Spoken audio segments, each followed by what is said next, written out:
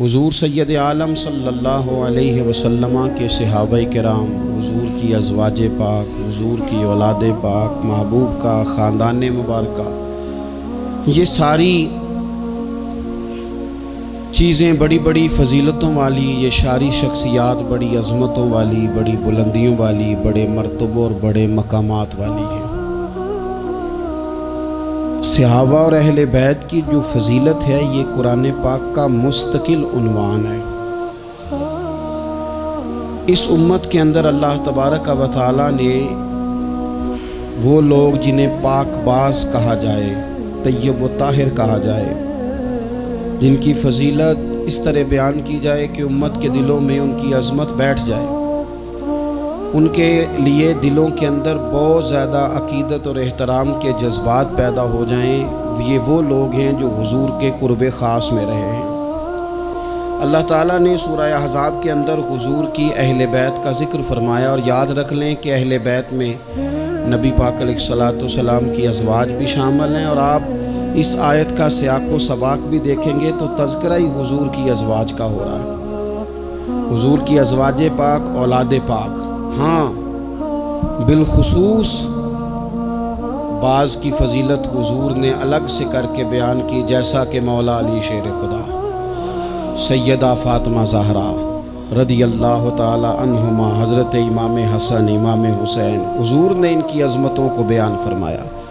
اور حضور کی اولاد پاک وہ ہے، نسل پاک وہ ہے جو حضرت فاطمہ الزہرا سے چلی ہے۔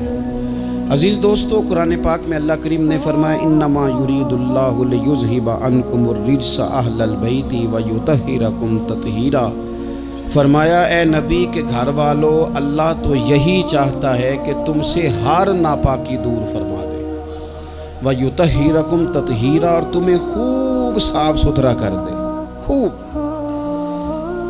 ترمذی شریف میں حدیث موجود ہے کہ نبی پاک صلی اللہ تعالیٰ علیہ وسلم جب صبح کی نماز کے لیے اٹھتے تو حضرت فاطمہ رضی اللہ تعالیٰ عنہ کے حضور کاشانہ نور کے پاس جاتے اور دروازے کے باہر کھڑے ہو کے حضور فرماتے، او نبی کے گھر والو اٹھو نماز کے لیے، اور پھر حضور یہ آیت تلاوت کرتے انما یرید اللہ لیذھب عنکم الرجس اہل البیت ویطہرکم تطہیرا، فرمایا رب تو یہی چاہتا ہے اے نبی کے گھر والوں کہ تم سے ہر ناپاکی دور کر دے اور تمہیں خوب صاف ستھرا کر دے۔ اس آیت کو تلاوت کرتے نبی پاک صلی اللہ تعالیٰ علیہ وسلم نے ان کی فضیلت بیان کی۔ جب کسی کی فضیلت بیان کی جائے نا تو اس سے مقصود یہ ہوتا ہے کہ دلوں میں اس محبت کو بٹھایا جائے۔ امام علی مقام کا تو نام نظریے کا نام ہے، امام حسین تو سوچوں کے امام ہیں، وہ تو نظریوں کے امام ہیں۔ امام علی مقام، امام تو اس شخصیت کا نام ہے کہ جن کا نام لیں تو زبان پہ نام، تو دل میں یہ تڑپ پیدا ہوتی ہے کہ امام حسین کا نام لینے کا مطلب یہ ہے کہ ظلم کا ساتھ نہیں دینا، حق کا ساتھ دینا ہے۔ امام کا نام لیں خالی امام حسین کا، تو دل پکار اٹھتا ہے کہ ظلم کا ساتھ نہیں دینا، مظلوم کا ساتھ دینا ہے۔ اس شخص کے ساتھ کھڑے نہیں ہونا جو غریبوں، مجبوروں، مظلوموں، ان کی آہوں پر اپنا تخت سجاتا ہے، بلکہ حالات کسی طرح کے بھی ہوں، رخ کوئی بھی ہو، ہوا کو تند و تیز ہے لیکن چراغ اپنا جلا رہا ہے۔ یہ ذرا سوچ دیکھیں، تیز ہوا میں بھی کبھی کسی نے چراغ جلایا ہے؟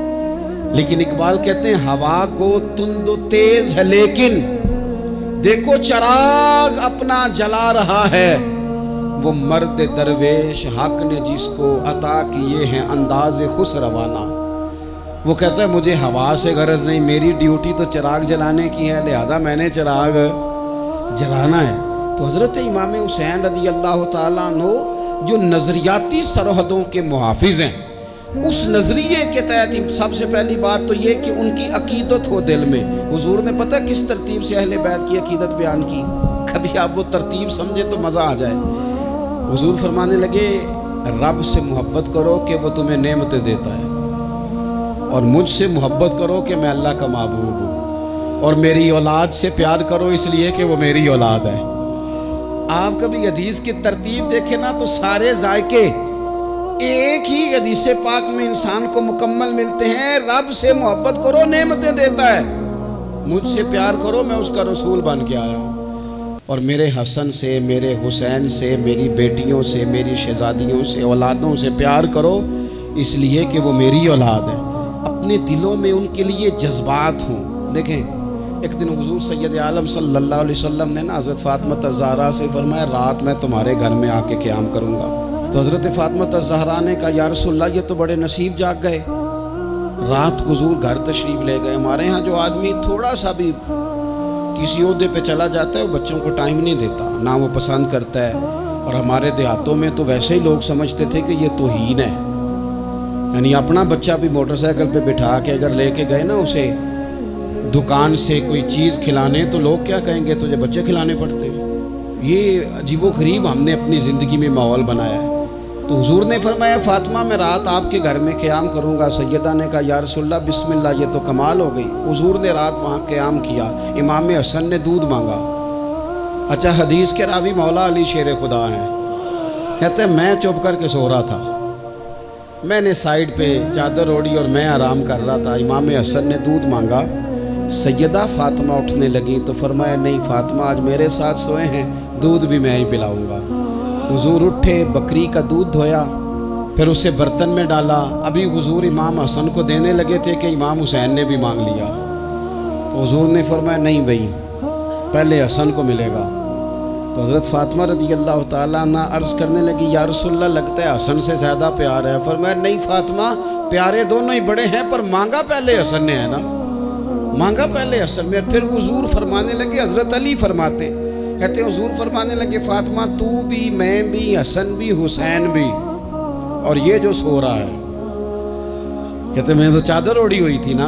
فرمایا فاطمہ میں بھی، تو بھی، حسنین بھی، اور یہ جو سو رہے ہیں، فرمایا سارے مل کے جنت میں داخل ہوں گے۔ گویا جنت میں بھی اسی طرح بسیرا رہے گا جس طرح فاطمہ آج تیرے گھر میں بسیرا ہے۔ تو رسول پاک صلی اللہ علیہ وسلم کا ان سے پیار کرنا، ان سے محبت کرنا، ان کے ساتھ وارفتگی ہمارے دلوں میں بہت اکرام ہونا۔ 10 محرم رسمن نہ منائیں، بس ٹھیک ہے بچوں کی اماں ضد کر رہی تھی، اور میں آپ کو ذمہ داری سے کہتا ہوں اگر کچھ دادیاں نانیاں رہ گئی ہیں جو 10 محرم پہ ختم شریف کا شور کرتی ہیں، کچھ دادے نانے رہ گئے ہیں جو تھوڑا سا اصرار کرتے ہیں کہ چلو کچھ چاول پکا لو اصالے ثواب کریں گے، نئی نسل وہ تو پڑھی لکھی ہے، وہ جدت پسند ہے، اور لوگ جیسے ہی ان کے پاس مال آتا ہے وہ کہتے ہیں ہر چیز نئی اور مذہب وہی پرانا، اس میں بھی کچھ جدت پیدا کرو، وہ چھوڑو جی اس کام کی کیا ضرورت، کوئی نیا کرتے ہیں۔ وہ دوستو یہ تو عقیدت ہے ہماری، یہ تو وارفتگی ہے۔ اور میں پڑھے لکھے لوگوں سے سوال کروں گا یہ تم نے پرانا کام کر کے چھوڑ دیا، سالگرہ تو تمہارا دادا کبھی نہیں مناتا تھا، نانا جی نے کبھی نہیں منائی تھی، ایک بندہ 2 منا رہا ہے، کبھی کسی مفتی کے پاس نہیں گیا، ایک اپنی سالگرہ ایک پھر شادی کی سالگرہ، ڈبل پوچھا ہے کبھی جا کے مولانا صاحب سے؟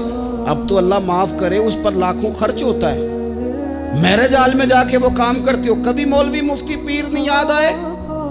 10 محرم کی نیاز آئی، ربیع الاول شریف کا مہینہ آیا اور کوئی ختم شریف کا اہتمام آیا تو کہا پہلے میں نے نا مسئلہ پوچھنا ہے۔ وہ مجھ سے شب برات والے دن ایک صاحب پوچھ رہے تھے کہ شب برات کو نفل پڑھنے جائز ہیں؟ میں کیا ہوں اللہ دی بارگاہ سجدہ کرنے لی بھی شناختی کارڈ بکھانا پائے گا؟ تو یہ دیکھ لو میں یہاں رہتا ہوں، اگر اجازت ہو تو نفل پڑھ لوں۔ کیا مذاق بنایا، کس طرح کر کے ہم نے انداز اختیار کر لیا زندگی میں۔ تو میرے عزیز خاص لگاؤ، خاص دلچسپی ہو اہل بیت اطہار کے ساتھ، ہمارے دلوں میں کس طرح بلاؤ۔ جو بڑے لوگ ہوتے ہیں نا وہ زیادہ باتیں نہیں کرنی پڑتی ان کو، بڑے ہوتے ہیں نا ان کی باتیں بھی بڑی ہوتی ہیں، بڑی گہری ہوتی ہیں۔ انسان جب کبھی بھی کسی بڑے آدمی کے پاس بیٹھتا ہے تو اسے تھوڑے جملوں میں بڑی بڑی باتیں مل جاتی ہیں۔ اس امت میں سب سے بڑے حضرت ابو بکر صدیق ہیں، لیکن بخاری شریف میں، شفا شریف میں حضرت ابو بکر صدیق کا فرمان، یہ جو اپنے قرابت والے ہوتے ہیں یہ پیارے بڑے ہوتے ہیں۔ ہم جب دین کے رستے میں بھی کوئی چیز خرچ کرنا چاہتے ہیں نا تو تو پہلے ہم غور کرتے ہیں کہ بچوں کو ضرورت تو نہیں، اور دین بھی کہتا ہے جب نفلی وقت آئے خرچ کرنے کا تو دیکھ لو بچوں کو، گھر کو، بہن بھائیوں، یہ دیکھنے کے بعد تم دین کی طرف بڑھو۔ اپنے قرابت دار بڑے ہی پیارے ہوتے ہیں، اپنے بہن بھائی، اپنے پھپھو، ماموں، خالہ، چاچا، یہ بڑے پیارے ہوتے ہیں، لیکن حضرت سیدنا ابو بکر صدیق نے نا بہت ساری اہل بیت کی محبت کی باتیں ہو رہی تھی تو ایک جملہ کہہ کے باب بند کر دیا، کہنے لگے میں ابو بکر صدیق ہوں، مجھے اللہ کی عزت کی قسم، مجھے اپنے ہر رشتے سے زیادہ مدینے والے محبوب کا رشتہ عزیز ہے، ہر رشتے سے زیادہ، حضور کے ہر قرابت دار سے۔ حضرت ابو ہریرہ فرمایا کرتے تھے جب بھی حسن حسین کا نام لیتا ہوں میری آنکھوں میں خود بخود آنسو آ جاتے ہیں۔ حضرت ابو ہریرہ فرماتے میں نام لیتا ہوں میرا نام تو میری آنکھیں خود بخود آنسو برسانے لگتی ہیں، یہ جذبات ہیں میرے حضور کی اولاد پاک کے لیے۔ تیری نسل پاک میں ہے بچہ بچہ نور کا، تو ہے عین نور تیرا سب گھرانہ نور کا۔ حضور سید عالم کی اولاد کے بارے میں اپنے دلوں میں جذبات، حضور کے اصحاب کے بارے میں عقیدت کے، احترام کے، شوق کے جذبات حضور نے ہمیں سبق دیا تھا۔ فرمایا 3 باتیں اپنی اولاد کو سکھانا، یعنی والد کے ذمے لگایا، ماں کے ذمے لگایا۔ فرمایا کہ تو نے قرآن پاک سکھانا، ایک اپنے نبی کی محبت سکھانا، اور ایک نبی کی اولاد کی محبت اپنی اولادوں کو سکھانا۔ یہ خود ابلاغ کرنا اس کام کا، یہ ڈیوٹی کرنا۔ تو ایک تو ان سے خاص پیار کرنا ہے، دوسرا چونکہ اہل بیت نبوت کی جو بات ہے وہ گھر کی بات ہے، حضور کے مقدس اہل بیت کی بات ہے، ہمیں نہ ان سے سیکھنا بھی چاہیے۔ ہم سب کسی نہ کسی گھر کے فرد ہیں، اور ہماری آزمائشوں کا سبب ہمارے باہر کا کام نہیں، گھر کا مسئلہ ہے۔ گھر کے اندر جو لوگ سکون میں ہوتے ہیں وہ تو بڑا کام کر جاتے ہیں۔ زیادہ تر آدمی باہر سے نہیں ٹوٹتا، گھر کے اندر سے ٹوٹ جاتا ہے۔ حضور صلی اللہ تعالیٰ علیہ وسلم نے ہمارے اوپر یہ بھی مہربانی کی، فرمایا میں جا رہا ہوں اور تمہیں 2 چیزیں دے کے جا رہا ہوں۔ یا رسول اللہ صلی اللہ علیہ وسلم کون کون سی؟ فرمایا ایک اللہ کی کتاب قرآن دے کے جا رہا ہوں، اور دوسرا تمہیں اپنا خاندان دے کے جا رہا ہوں۔ اس کو دیکھنا، اس پر غور کرنا، حسنین کو دیکھنا، سیدہ فاطمہ کو دیکھنا، میری شہزادیوں کو، میری ازواج کو دیکھنا، اپنا گھر اس طرح مرتب کرنا جس طرح میں نے یہ اپنا گھر مرتب کیا ہے، اس طرح۔ سب سے پہلی بات اہل بیت نبوت کے اندر جو آپ کو ملے گی وہ اللہ تعالیٰ کی عبادت ہے، بہت زیادہ عبادت کرنا، ریاضت کرنا۔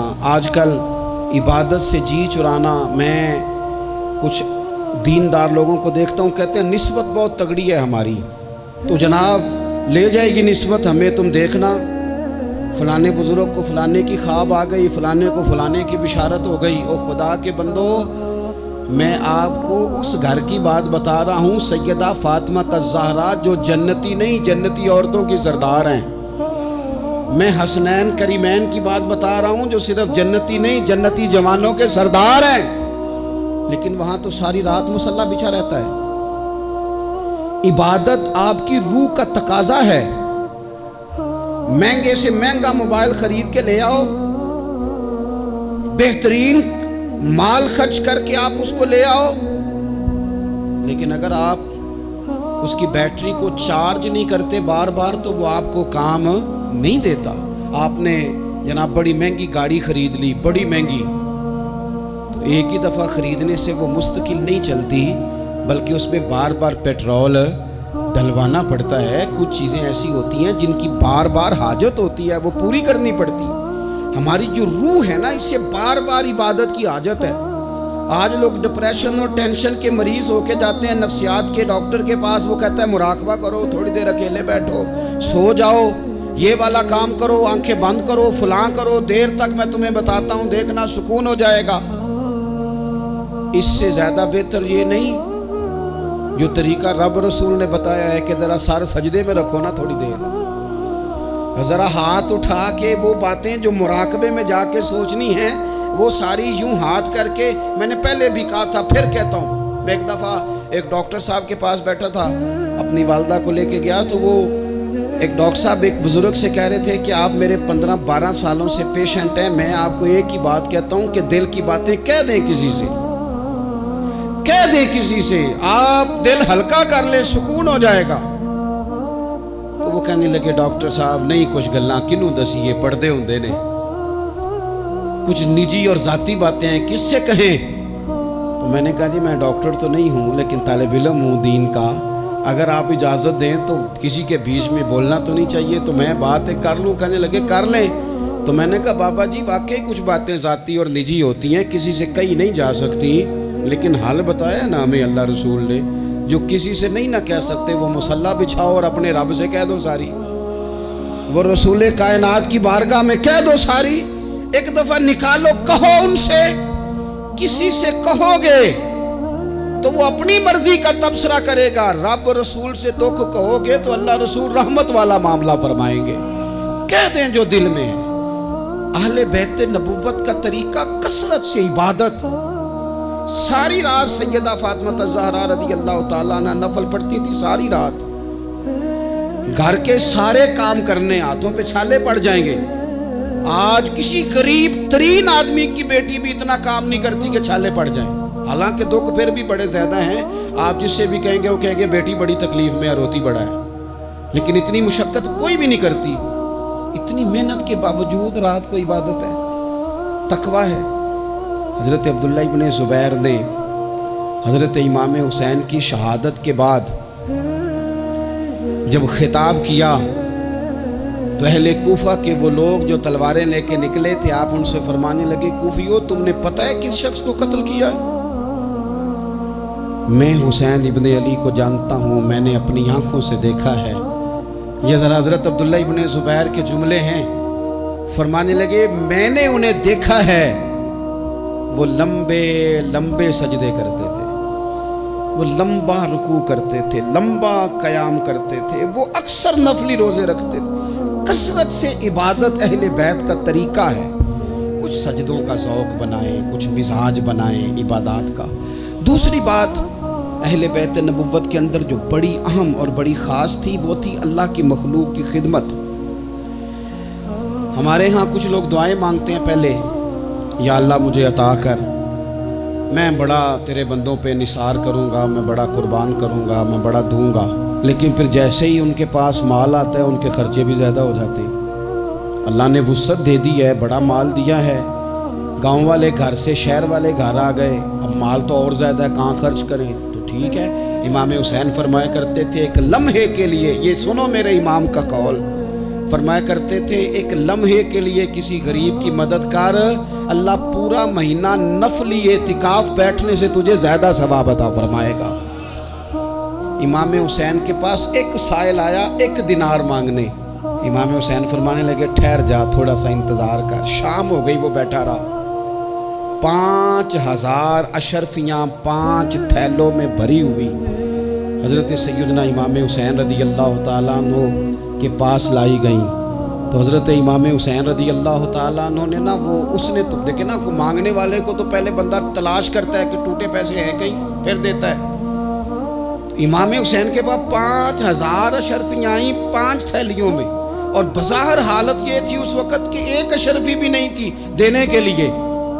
5 تھیلیاں آئیں بھری ہوئی پیسوں کی، 5 کی 5 پکڑا کے نہ مانگنے والے کو، ساتھ فرمانے لگے معاف کرنا یار، تجھے شام تک انتظار کرنا پڑا ہے، یہ دیکھو خود بھیک دیں خود ہی کہیں منگتے کا بھلا ہو، یار ذرا معاف کرنا، تجھے شام تک انتظار کرنا پڑا۔ وہ جو مزاج ہے سخاوت کا، وہ جو انداز ہے سخاوت کا، اور یہ جو حضور سے انہوں نے لیا تھا نا، ایک دفعہ نا حضرت فاطمہ الزہرا رضی اللہ تعالیٰ عنہ اپنے دونوں شہزادوں کو لے کے نا تو نبی پاک کی بارگاہ میں گئیں۔ آتے ہیں نا بہت سارے نواسیاں نواسے آتے ہیں، کئی دفعہ ان کے ابا جی بھیجتے ہیں، کہتے ہیں لے جاؤ اپنی ماں کو تے نانے نو کو حصہ دے تہاڈا۔ ویکھو جی مینوں کچھ نہیں چاہیے، جو دینا نے اپنی دھی نو دینا ہے، اور دینا بھی چاہیے، بیٹی کا بنتا ہے۔ اور میں درجنوں اور 20 بار کہہ چکا ہوں، جو 5 مربے کا مالک ہے اس کی بیٹی کا بھی حصہ ہے، اور جو 5 مرلے کے مکان میں رہتا ہے اس کی بیٹی کا بھی حصہ ہے، اور وہ بھی بڑے سمجھدار ہیں، جن سے حصہ مانگا جاتا ہے وہ کہتے ہیں تیرا بیاہ نہیں کیا، تیرا کہاں سے حصہ آ گیا، لے جا حصہ، پھر میرا مرے کا منہ نہ دیکھنا۔ تو میرا اس بیٹی سے مشورہ ہے کہ دیکھنا بھی نہیں چاہیے ایسے ظالم کا منہ، رہنے دو۔ جو شریعت کے اصول کی مخالفت کرے اور بیٹی کو حصہ نہ دے، نہ دیکھو منہ اس کا، کوئی ضروری ہے دیکھنا، لیکن حصہ لو۔ یہ وہ حصہ ہے جائیداد میں جو اللہ نے مقرر کیا ہے، اللہ کے رسول نے مقرر کیا ہے۔ یہ کسی شخص کے ایموشنل بلیک میل کرنے سے ختم ہو سکتا، یہ نہیں ختم ہو سکتا۔ بیٹی کی شادی کر دیا تو جو 5 دفعہ بیٹے نے پیسے اجاڑے ہیں تیرے کاروبار میں وہ بھول گئے؟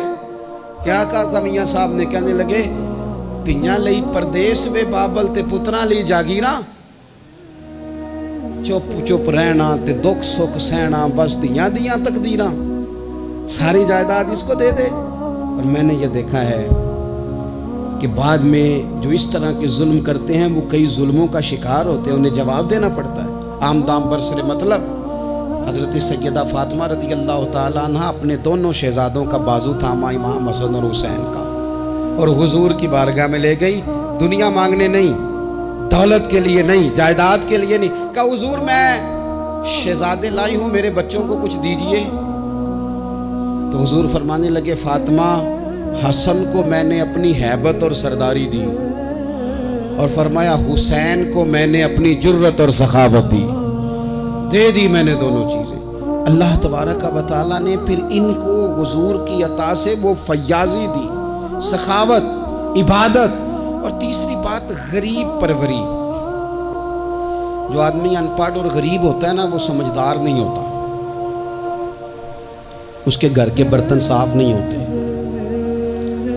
اس کو چارپائیاں اچھے طریقے سے بچھانی نہیں آتی، چونکہ بیڈ شیٹیں تھوڑی ہوتی ہیں گھر میں، تو اس لیے عقل تب آتی ہے جب نوٹ آئیں، بے وقوفاں دے نوکر ویکھے دانش مند سیانے۔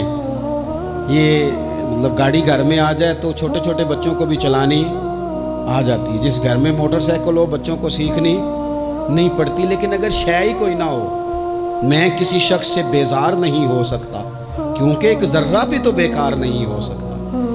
غریب پروری، تھوڑا سا نا لوگوں پر توجہ۔ ہمارا لہجہ غریب کے حق میں، وہ سیانا نہیں، اسے بات نہیں کرنی آتی، اسے نہیں پتا کہ میں نے کس طرز کے ساتھ بیٹھنا ہے اور کس نخرے کے ساتھ میں نے پلیٹ میں ڈالنا ہے۔ بھوک زیادہ لگی ہو تو پھر تو بہت ساری ویسی چیزیں بھول جاتی ہیں بھائی۔ تو یہ سارا شعور تو تب آتا ہے جب بندہ برگر کھا کے دعوت پہ آیا ہو، تو پھر وہ تھوڑا سا سالن ڈال کے تو اس میں کانٹا رکھ کے تو کھڑا ہو کے گپ شپ لگاتا ہے، اس لیے کہ وہ روٹی نہیں کھا رہا ہوتا، ویڈیو بنوا رہا ہوتا ہے، وہ تصویریں بنوا رہا ہوتا ہے، اس کا لہجہ اور ہوتا ہے۔ لیکن غریب پروری، مسکین کے ساتھ بیٹھ کے کھانا، کبھی مزدوروں کے ساتھ تصویریں کھنچوانا، ان کی حوصلہ افزائی کرنا، انہیں کہنا کہ نظریں جھکا کے نہ جیا کرو، اٹھا کے جیا کرو۔ غریب آدمی کو پورا اس طرح کا بنا دینا کہ وہ غربت کے اندر بھی اپنے آپ کو عزت والا دیکھے۔ یہ اگر کسی نے سیکھنا ہے تو حسین ابن علی سے سیکھے، یہ حضور کی اولاد پاک سے سیکھے۔ امام زین العابدین کہتے ہیں میرے ابا جی گھوڑے پہ بیٹھ کر جا رہے تھے، غریب لوگ زمین پر چٹائی بچھا کے روٹی کھا رہے تھے، میرے سامنے امام صاحب گھر سے کھانا کھا کے آئے ہیں۔ غریبوں نے پیغام دیا حضور کھانا کھانا ہے۔ امام صاحب گھوڑے سے اترے، زمین پہ آ کے بیٹھے، غریبوں کے ساتھ روٹی کھانے لگے۔ تھوڑا سا کھانا کھایا تو انہوں نے کہا حضور تھوڑا سا اور کھائیں۔ فرمانے لگے زندگی میں پہلا موقع ہے کہ کھانے کے فوراً بعد کھانا کھا رہا ہوں، بھرا ہوا پیٹ تھا، لیکن علی کا پتر فاطمہ کا لال زمین پر بیٹھ اس لیے گیا ہے کہ غریب کہیں یہ نہ سمجھیں دعوت دی تھی تو حسین نے قبول ہی نہیں کی، اس لیے بیٹھ گیا ہوں، ورنہ ایک لقمے کی گنجائش نہیں تھی۔ اس کو کہتے ہیں غریب پروری، اس کو کہتے ہیں مزاج ختم کرنا چھوٹے بڑے کا، اس کو کہتے ہیں ایک ہی صف میں کھڑے ہو گئے محمود و یاز، نہ کوئی بندہ رہا نہ کوئی بندہ نواز۔ تھوڑا سا اس پر میں ایک دفعہ ایک فیکٹری میں گیا تھا، تو ایک صاحب جنہوں نے محفل کرائی تھی وہ ہمارے میزبان تھے، تو جو آدمی کھانا لے کے آ رہا تھا رکھ رہا تھا نا، تو وہ بیچارہ بعض اوقات ایک ہی بات سوار ہو جاتی، بار بار ایک ہی بات کرتا تھا، کہتے تھا پیر صاحب ساڑھے مالک بڑے چنگے جے ساڑھے نال بہ کے روٹی کھاندے نے، ساڑھے مالک بڑے چنگے جے ساڑھے، اس کے ذہن پر یہ بات سوار تھی، حالانکہ کون سی کوئی بڑی بات ہے، لیکن وہ ایک ہی بات بار بار دہرائے جا رہا تھا، پانی رکھ کے گیا، ٹیبل صاف کر کے گیا، کھانا دیکھ، ایک ہی بات، جی تے سارے دے نال بہ کے روٹی کھاندے جے۔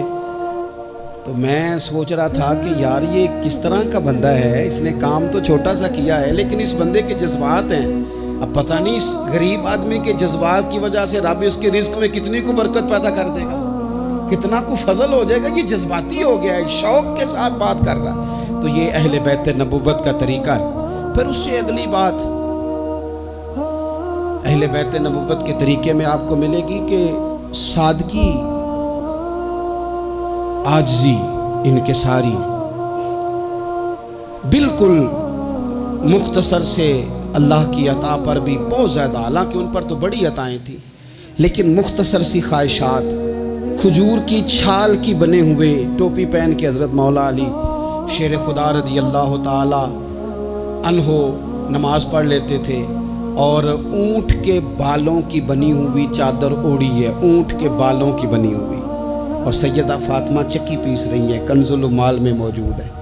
نبی پاک علیہ السلام نے انہیں دیکھا، ہلکے سے آنسو حضور کی آنکھ میں آئے اور 2 جملوں میں بات ختم کر دی، فرمایا فاطمہ زندگی میں اسی پر گزارا کر، اللہ جنت میں ساری نعمتیں تیرے لیے دروازے کھول دے گا، اسی پہ گزارا کر۔ سادگی، حضرت امام حسن کے کپڑوں کو پیوند لگے ہوئے ہوتے تھے، اپنے بود و باش جب بندہ بہت مہنگی کر لیتا ہے تو اس کا اپنا خرچہ بڑا بڑھ جاتا ہے، اس نے کرنا کرانا کیا ہوتا ہے۔ اور اس سے اگلی بات یہ تھی کہ جذبہ جہاد بہت زیادہ تھا۔ حضرت عثمان غنی رضی اللہ تعالیٰ عنہ کے خلاف بلوانیوں نے حملہ کیا اور حضرت عثمان کے گھر کو گھیر لیا۔ لوگ تو اولاد کو بچا بچا کے رکھتے ہیں نا، باہر نہیں جانا باہر نہیں جانا، لیکن حضرت مولا علی شیر خدا اپنے بچوں کو ہر جہاد میں پہلے لے کے جاتے تھے۔ حضرت علی کے زمانے میں بھی جتنی جنگیں ہوئی اپنے شہزادے پہلی صف میں، حضرت مولا علی نے ایک تلوار امام حسن کو پکڑائی، ایک امام حسین کو پکڑائی، حضرت عثمان کے دروازے پہ کھڑا کر کے کہا پتر خبردار، عثمان صحابی رسول ہیں، تمہارے خالو ہیں، کوئی سیدنا عثمان کا دروازہ نہ پھلانگنے کی جرت کرے، قربان جائیں۔ 2 شہزادے تلوار لیے، حالات بڑے خراب تھے اس وقت، بلوائی مصر کے مدینے پر چڑھائی کیے ہوئے تھے، حضرت عثمان کا گھر گھیرے میں تھا، لیکن ان کی جرت نہیں ہوئی حضرت عثمان کا دروازہ کراس کرنے کی۔ کیوں؟ کہ ایک کونے پہ تلوار لے کے امام حسن کھڑے تھے اور دوسرے پہ امام حسین کھڑے تھے۔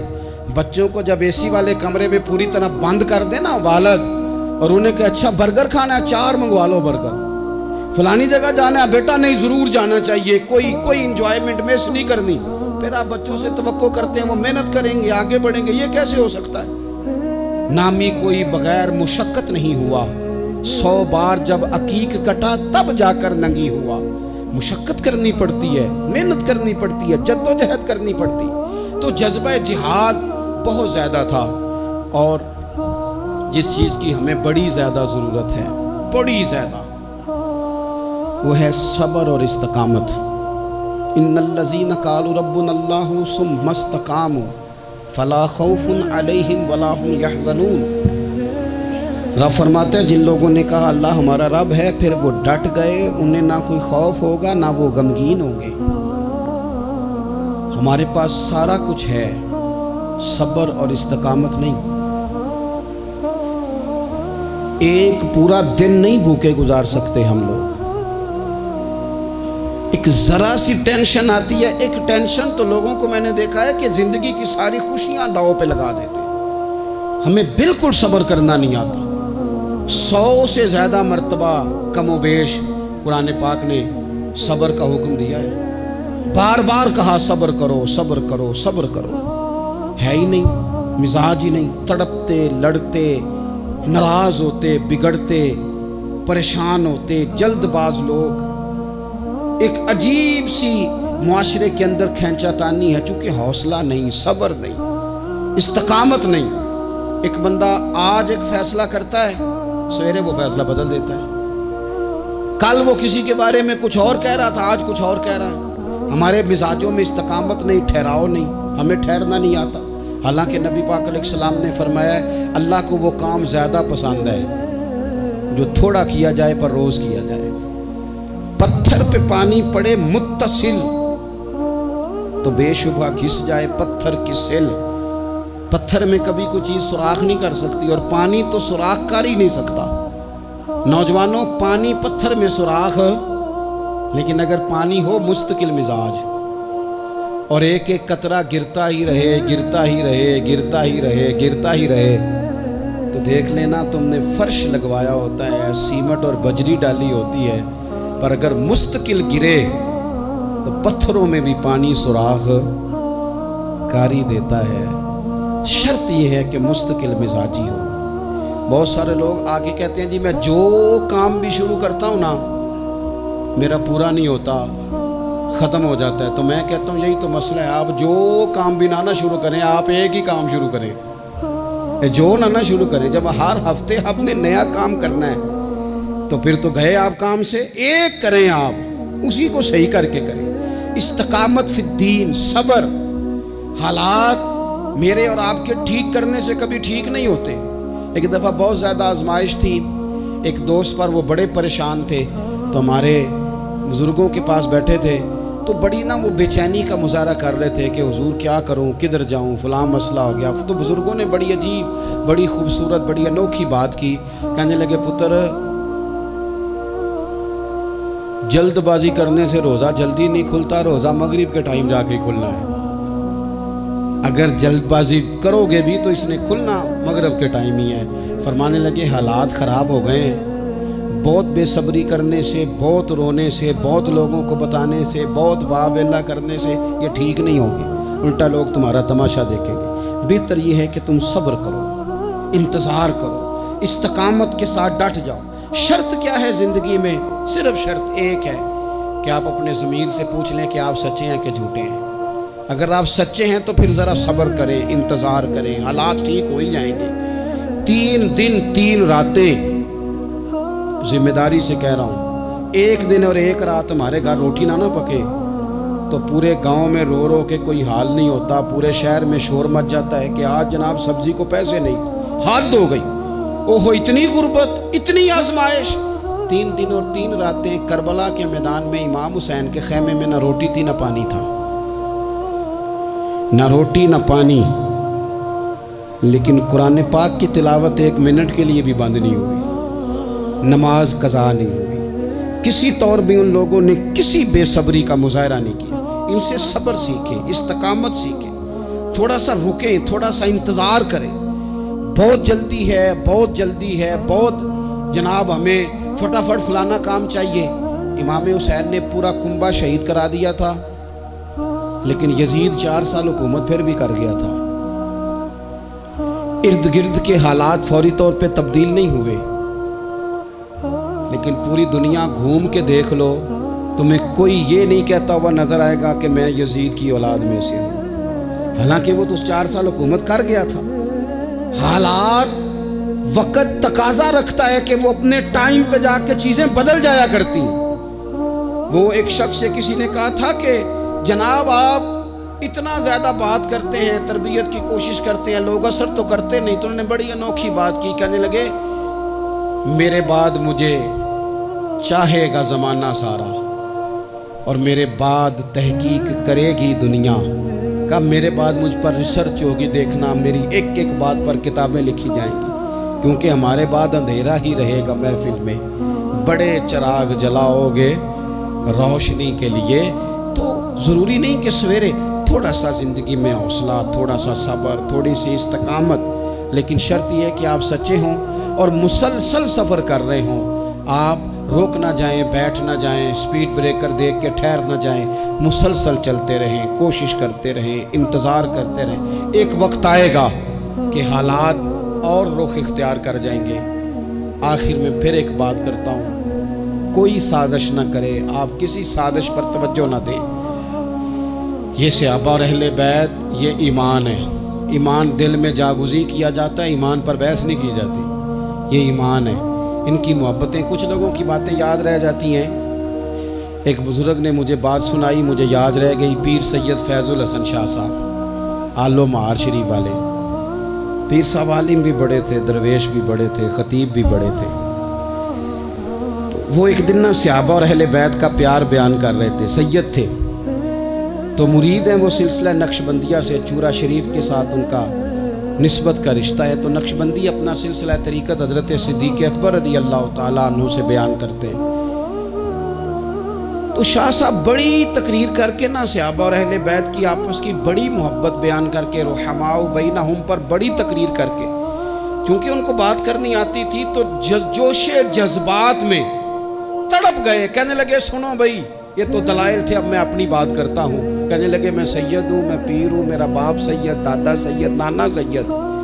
فرمانے لگے میں فاطمہ کا جگر پارا ہوں، علی کا بیٹا ہوں، پر میں مرید ابو بکر صدیق کا ہوں، میں مرید سیدنا صدیق اکبر کا ہوں۔ وہ 100 باتوں پہ ایک بات ہی ساری بدل گئی، رنگ ہی تبدیل ہو گیا، نظریات ہی اور ہو گئے، لوگ کسی اور سوچ میں چلے گئے۔ کہنے لگے دیکھو یہ بھی میرا ظرف دیکھو، اور فرمانے لگے میں نے یہ سیکھا ہے حضرت علی سے۔ انہوں نے حضرت ابو بکر صدیق کے مشیر بھی رہے، معاون بھی رہے، اور جناب صدیق اکبر کے پیچھے نمازیں بھی پڑھتے رہے، انہیں اپنا مقتدا اور پیشوا تسلیم کرتے رہے۔ اس لیے یہ تو ہمیں خود سے یہ صرف شرارت کی جاتی ہے، لوگوں کے دلوں کو بے یقین کرو تاکہ وہ اپنے بزرگوں سے فیض نہ پا سکے۔ ہم نے صحابہ سے بھی فیض لینا ہے اور اہل بیت نبوت سے بھی فیض لینا ہے۔